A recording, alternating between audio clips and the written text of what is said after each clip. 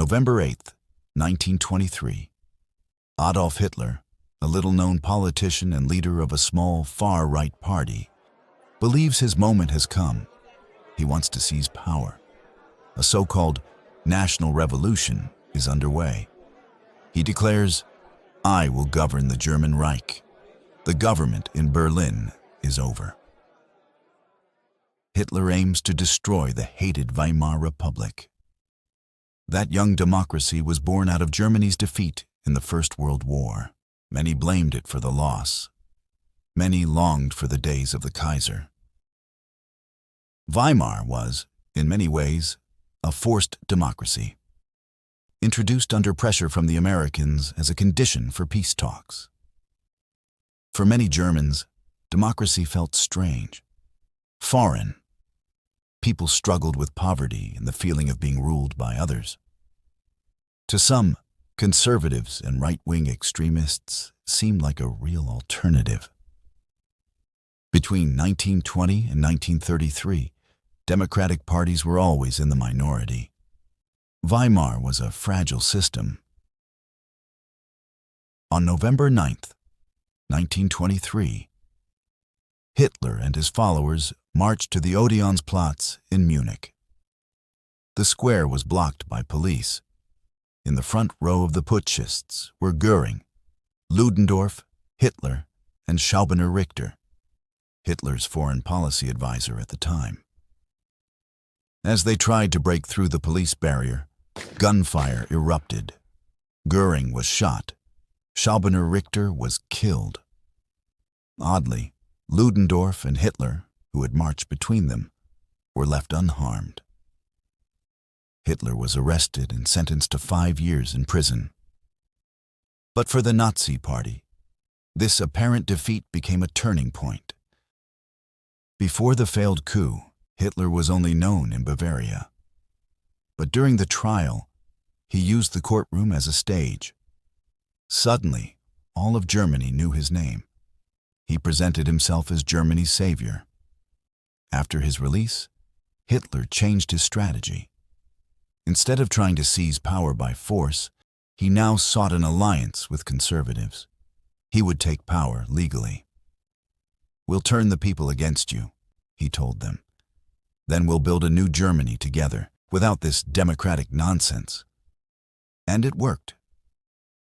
On January 30th, 1933, Adolf Hitler became Chancellor of Germany. Less than 10 years after his failed coup, the Nazi orator from Munich had reached the top. The days of the Weimar Republic were numbered. Even back in March 1923, Hitler had promised that the government in Berlin would hang from the lampposts outside the Reichstag. Now in power, he began making good on that threat. The Nazis stripped away freedoms and rights. They targeted their enemies, especially the Jews, who became the main object of Nazi hatred. And with determined steps, Hitler led Germany into the next war, with catastrophic consequences. But could everything have turned out differently? What if the war had been avoided? What if Weimar had survived? What if that Bavarian police officer in 1923 had aimed just a few inches to the left? The Weimar Republic wasn't destined to fail. It wasn't a broken system from the beginning. It collapsed because of a series of events that no one could have seen coming. If the Republic had been given more time, maybe a true democratic culture could have taken root. The economic damage from World War I might have been overcome. More and more people could have benefited from recovery and progress. And yes, even the famous Autobahns would have existed without Hitler. The plans were already in place, proof that progress didn't need dictatorship. Germany's relationship with its former wartime enemies, France and Britain, might have slowly improved. Maybe the Weimar Republic could have even become a key player in building a united Europe. Could that have been Europe's future without Hitler? If Hitler had died during the failed coup in Munich in 1923, if, for example, a police officer had aimed just a few centimeters to the left, his Nazi party would probably have fallen apart or been forgotten over time. But here's the key point. Even without Hitler, the Weimar Republic would still have faced major challenges. There were simply too many people deeply dissatisfied with the new democracy. The brief economic upswing of the so-called Golden Twenties came to an end in the year 1929. That year, the global economic crisis also hit Germany, with catastrophic consequences: unemployment, poverty, and hunger. Pressure on the already unpopular democracy increased dramatically. The main problem was that democratic parties couldn't work together. Instead, they fought among themselves, opening the door for extremists on both the right and the left. The communists rejected the Weimar system as capitalist. They wanted a state modeled after the Soviet Union. So, what if Hitler had never come to power? Could the communists have taken over instead? It's not impossible. They might have tried, but it would have been difficult. Democracy in Germany was under attack from both sides, left and right. But in the end, the threat from the right proved far more dangerous. Germany was already a highly industrialized country, with a strong middle class. Ironically, the fear of communism pushed many people in the middle class even further to the right.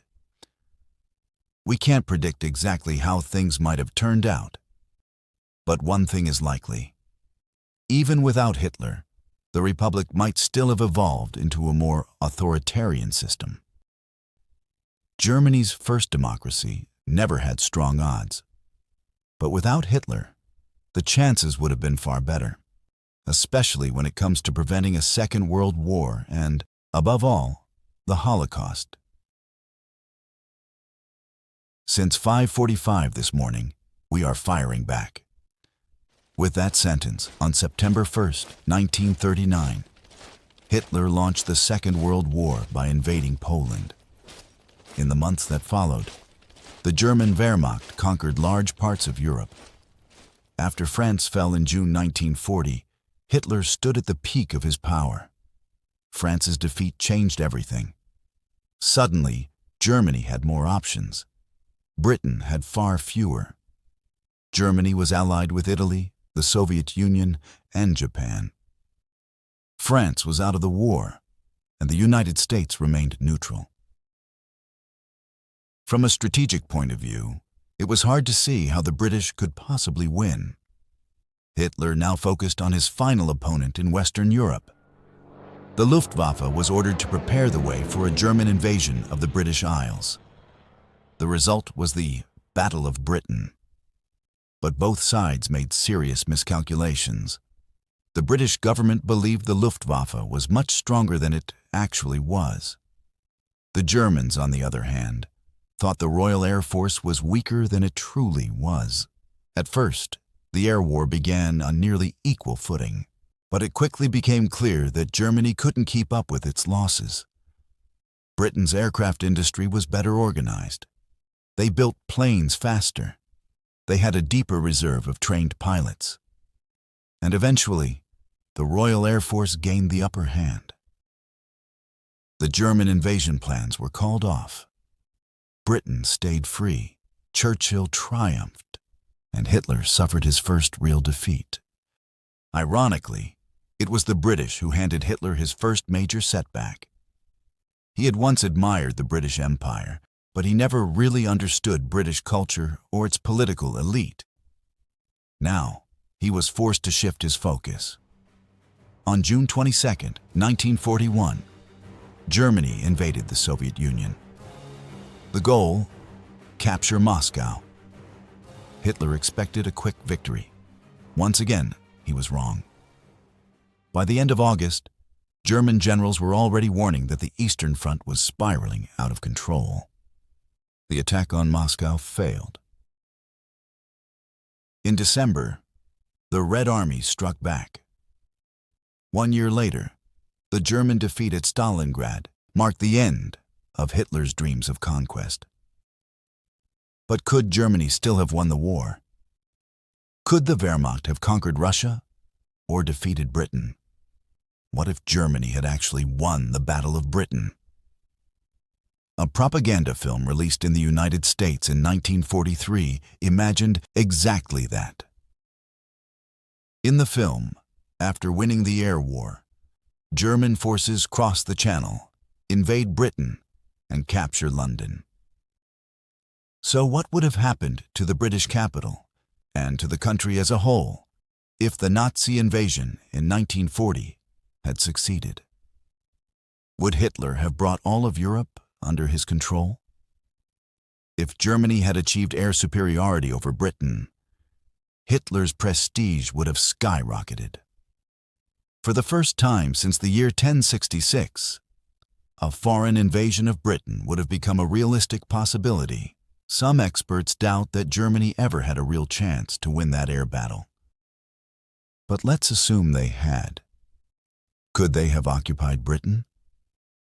Maybe. If so, what would life have looked like under the swastika? We actually have a few clues, because for a short time, a small part of the British Empire did fall under Nazi control. In 1940, after defeating France, German forces occupied the British Channel Islands, Guernsey and Jersey. These islands were in a difficult position, tiny, exposed, with no place for civilians to hide. Militarily, they were extremely vulnerable. Hitler saw them as the perfect stage for Nazi propaganda. He wanted to show a more moderate face of German rule. But behind this illusion of order and calm, the Nazi regime brought terror to the Channel Islands. Jewish Britons were persecuted. Neighbors turned on neighbors. Everyone else lost freedoms and rights. Would the same fate have awaited the British mainland? At the time, Britain had its own fascists. Oswald Mosley led the British Union of Fascists, a movement that was anti-Semitic and anti-communist. If Germany had won the war, would men like Mosley have been installed as local rulers? Most likely, yes. The Nazis would have tried to set up a puppet government, like they did in Vichy France or Nazi-occupied Norway. And yes, they would have found people willing to collaborate. How many is hard to say, but one thing is clear. Winston Churchill would not have surrendered. Even if Britain were invaded, the Navy could have evacuated the government, the royal family, and Britain's gold reserves to Canada. The fight would have continued. Unlike France, Britain had global colonies, the so-called dominions, that could keep fighting with vast resources and colonial armies. This was not the kind of war Hitler wanted. The Nazis were never truly interested in conquering the West. Their real goal had always been the East, what Hitler called Lebensraum, living space. As early as the 1920s, Hitler had talked about this. He wanted to wipe out Russian culture to make room for German expansion. If we imagine a scenario where Germany had taken Moscow and Leningrad and pushed to the Ural Mountains, the war might not have ended. Occupying the East would have required massive bloodshed. Millions of people uprooted, millions more killed, and a border in constant conflict. A never-ending war. In the vast plains of Russia, Hitler planned to build a German colonial empire. His eastern Lebensraum would stretch from Arkhangelsk to the Caucasus. Behind a fortified military frontier, up to 10 million so-called soldier farmers would be settled in new German villages. They would raise a Germanic race and exploit the East's natural resources without mercy. These plans are now known as the General Plan Ost. The East was to become an endless source of food and raw materials, coal, oil, and iron, to secure Germany's global dominance. The Slavic population, treated as disposable. about 14 million people were to be used as slave labor in this Nazi colony. The rest would face an even worse fate. We now know how the Nazi occupation of the Soviet Union actually looked. It was fueled by extreme racism. We also know the details of the plans. At least 30 million people in Eastern Europe were to be deported beyond the Ural Mountains. Most of them would have died of hunger, exhaustion, or cold. If the General Plan Ost had been carried out, it would have meant a genocide far greater than what we already know. It wouldn't just have been the Holocaust. Anyone who stood in the way of a Nazi Germanization would have been targeted. Hitler's ambitions in the East are among the darkest scenarios in counterfactual history. Of course, history doesn't only live in academic books. It also exists in pop culture. Or maybe it's better to say, history's retelling lives on, constantly reimagined and reshaped. The idea of a Nazi world conquest is a common theme in movies, books, and games. But why does this fictional scenario still fascinate so many people? For some, it's because they want to understand how something so terrible could ever have happened. They dive into history to try to make sense of the unimaginable. And once you've asked, how could this have happened? It's only a small step to the next question. What if it had gone even further? I know, it sounds absurd, but people still ask, what would the world look like if Hitler had won the war? History has already happened. It's in the past. But that doesn't mean we should stop thinking about it. Understanding history is essential if we want to make sense of the present. In Britain, ever since the 1960s, films and novels have asked a chilling question. What would life have looked like under Nazi rule? One example is the novel Fatherland, translated into 30 languages and sold over 6 million times. It shows just how fascinated people are by this kind of what-if scenario. And that fascination makes sense. World War II still shapes the modern world in countless ways. People want to understand it, to explore it, even to imagine, what if things had turned out differently? But not every portrayal is met with praise. TV shows like The Man in the High Castle, which imagine a Nazi world order, have also been criticized for softening the horrors of fascism. And it's a fair point. Still, some historians argue that if films or books depict such scenarios realistically, showing the continued terror and destruction, then they're not a form of denial. They can, in fact, raise awareness. They remind us that such a nightmare could happen again. Other portrayals, like the sci-fi satire Iron Sky, exaggerate Nazi myths to the point of absurdity. They make the ideology laughable, turning it into entertainment. That's a line many historians are not willing to cross. Any what-if scenario must never lose sight of the victims. It must be grounded in real history.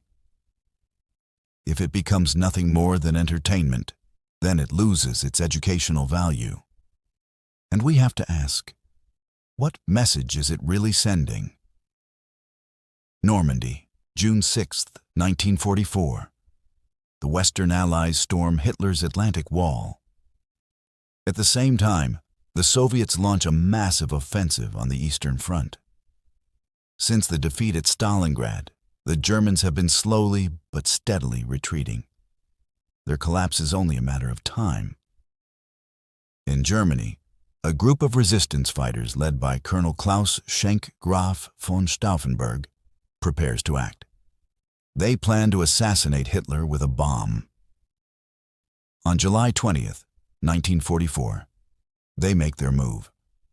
It's a matter of seconds and pure chance. Stauffenberg placed the bomb in a briefcase and set it under the table, near Hitler. He then left the room. But someone unknowingly moved the case behind a thick oak table leg. At 12:42, the bomb explodes. The room is torn apart, but Hitler survives. The Nazi propaganda machine quickly turns his survival into a miracle. Meanwhile, the conspirators are hunted down. Stauffenberg is executed that same night. Over the following weeks, many more are arrested, tortured, and killed. For all of them, the decision to resist came at the highest price. They knew they were likely sacrificing their lives. But Hitler's war continues. Millions of soldiers and civilians will still die. Entire cities will be turned to rubble. And in the death camps, the Nazi murder machine continues until the Red Army reaches Berlin. That won't happen for another 9 long months. But what if Stauffenberg's bomb had killed Hitler on July 20th? What would have happened in Germany and on the battlefronts the very next day? A civil war would have been likely. The Nazis still held enormous power and would have fought back with brutal force. Göring, Himmler, and Goebbels were already prepared. Göring was Hitler's longtime deputy. Himmler commanded the police and nearly 600,000 Waffen-SS troops. And Goebbels controlled the media and propaganda machine. Together, they formed a powerful trio. Even without Hitler, they could have kept fighting to the bitter end, with just as much destruction. But what if the resistance had taken control instead? The conspirators hoped they could negotiate peace, at least with Britain and the United States. They knew there was little chance of a deal with Stalin and the Soviets. If the resistance had succeeded, it might have changed everything. A new German government could have shifted all military focus eastward, trying to stop the Soviet advance. This could have opened the path for the Americans and British to reach Berlin first. But would the Western Allies have been willing to team up with former Nazis or Wehrmacht officers to fight the Soviets? That's exactly what the plotters had hoped. If they had managed to seize power, the war might have ended sooner. The Allies would still have demanded unconditional surrender, but maybe they would have made certain compromises for the post-war world. After all, Winston Churchill had no interest in letting Stalin push further west. That may be true, but in the days after Hitler's death, the conspirators would have tried to use it to their advantage. They had plans to make offers to the Western Allies, Britain and the United States. They hoped for an alliance against the Soviet Union, but that was never realistic. The Western Allies would have demanded the same thing from the resistance fighters as from the Nazis: unconditional surrender. If Germany wanted peace, it had to agree to that. They knew their families would be in danger. Under the Nazis, Seppenhaft, guilt by association, meant that whole families could be punished for one person's actions. That makes what these people did all the more remarkable. In Germany's darkest hour, Stauffenberg and his allies proved one thing: resistance was possible. August 29th, 1944. U.S. troops parade through the streets of Paris. The crowds erupt in celebration. Nazi Germany's defeat now seems only a matter of time. But Hitler still hopes for a final trump card: his so-called Wunderwaffen, miracle weapons. Some are still in development, like the giant England cannon. Others are being tested, like a new class of submarines. And some are already in use, like the jet fighter. Would these weapons turn the tide? Hitler was obsessed with them, on land, at sea, and in the air. But the resources they consumed brought little in return. Instead of focusing on existing weapons and producing them in large numbers, the Nazis wasted time chasing unproven technology. Still, one weapon stood out above all the rest: the world's first operational long-range rocket, named Vengeance Weapon 2, or V2 by Joseph Goebbels. Technologically impressive, but militarily useless. Thousands of concentration camp prisoners and civilians died producing and launching them.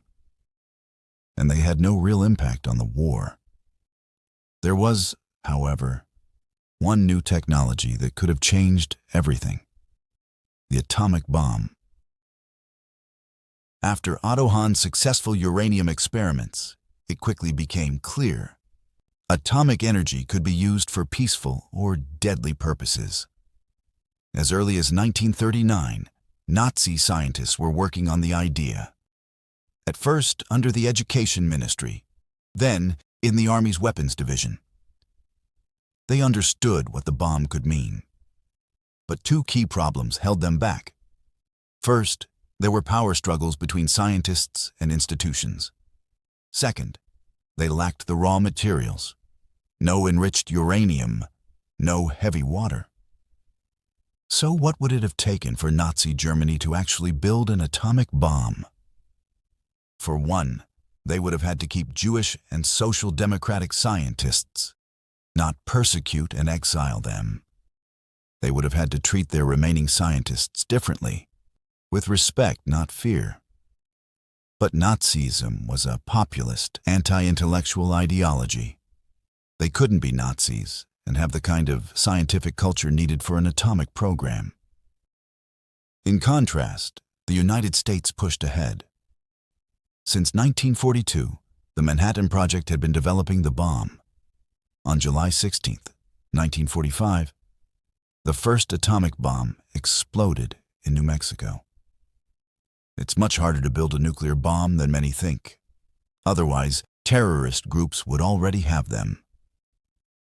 It's not about theory. It's about building a working device and a reliable delivery system. Less than 3 weeks after the first successful test, an American bomber took off from Tinian Island in the Pacific. Its target, Hiroshima. On August 6, 1945, the bomb exploded 600 meters above the city. 70,000 people died instantly. Up to 150,000 more would die from radiation and injuries. 3 days later, a second bomb hit Nagasaki. Japan surrendered. The deadliest war in human history was finally over. But could it have ended differently? What if, against all odds, Nazi Germany had built the atomic bomb first? After declaring war on the United States in late 1941, Hitler dreamed of attacking the American East Coast. What if, in 1945, Germany had dropped an atomic bomb on New York? Would Hitler have snatched victory at the last second? Or would the outcome have been even worse? Had Germany used a nuclear bomb, the Allies would have responded with devastating force. It wouldn't have changed the end of the war, but it would have taken the violence to an even more terrifying level. Some of the persistent myths surrounding the so-called Third Reich begin to unravel when examined more closely. Even through the lens of counterfactual history, it's difficult to imagine a realistic path to Nazi victory. The regime was fundamentally broken, plagued by inefficiency, overlapping authorities, and constant power struggles between rival institutions. Beneath the polished uniforms and staged propaganda lay a system fueled by chaos, confusion, and incompetence. Neither the conquest of Europe nor global domination was truly within reach. Not under Hitler. His government was too irrational, too ideologically rigid, and too consumed by its own hatred and destruction. And yet, exploring these alternative histories reveals something crucial. It reminds us how fragile freedom can be, and how deeply we should value the rights we sometimes take for granted. We imagine dictatorship as a distant concept, but its lessons are anything but abstract. Even if Hitler had been assassinated, the course of history likely wouldn't have shifted overnight. Still, asking that "what if" forces us to think in new directions. Today, we view National Socialism as the embodiment of evil. Naturally, we distance ourselves from it. But it's uncomfortable to consider that our own families might once have been part of that world. That in similar circumstances, we too would have faced impossible choices.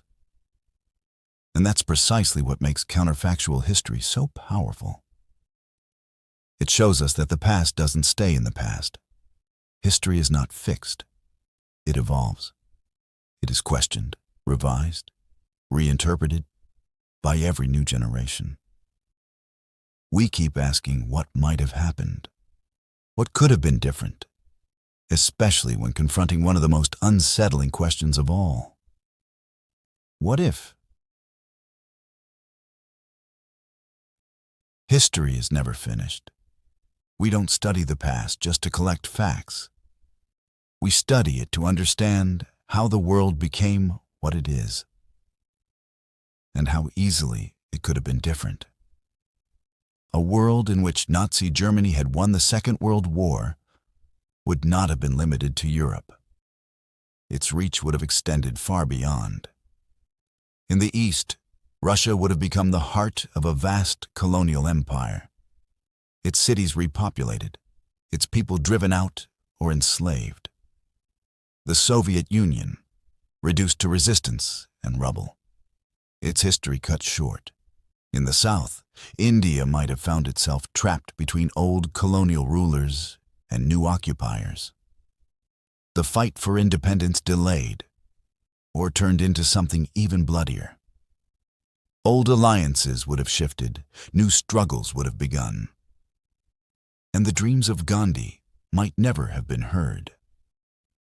In the Middle East, Nazi ambitions would have collided with oil politics and British influence. The region's fragile balance shattered. Exploitation would have come not only through power, but through ideology. The cost, once again, paid by millions of ordinary lives. These scenarios never came to pass. But the fact that they could have reminds us just how fragile the world really is, and how much depends on individual courage, on collective resistance, on the ability to recognize danger before it is too late. That is the true value of counterfactual history. It doesn't predict the future. It warns us. History doesn't repeat itself, but it echoes. And if we listen closely, we might hear something vital. Not a question this time, but a responsibility to remember, to reflect, and to protect the world we're building from the one that almost was.